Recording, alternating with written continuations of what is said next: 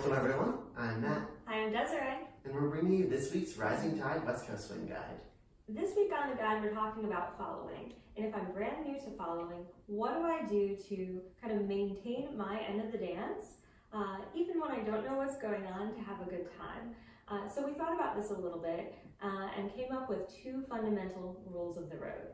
The first rule of the road is to keep going in the direction that you've been led in.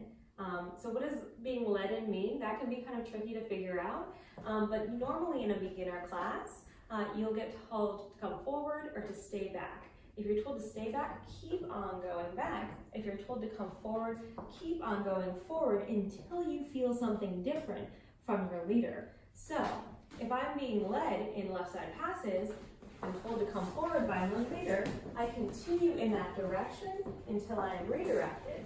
If I'm told to keep on going backward, I keep on going backward until I'm redirected by my leader.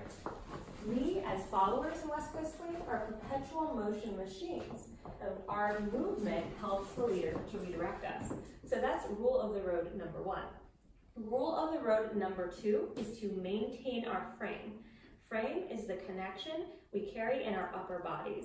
It's a certain level of rigidity or tone that we carry in our bodies as partner dances to connect to one another.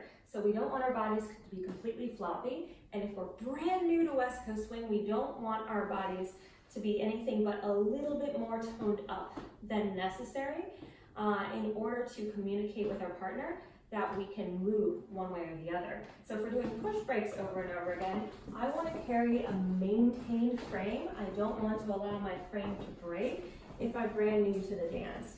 Even if my leader leads me in things that are a little bit more complicated, like a push break tuck, having a maintained frame will allow me to do things like turn and keep my momentum. Whereas if I'm not sure and I freeze, I don't move, right? I stop moving, or I lose my frame, I become unleadable. So at the baseline level, if I know nothing else, maintaining frame and maintaining my movement are what we need to do as West Coast Swing followers.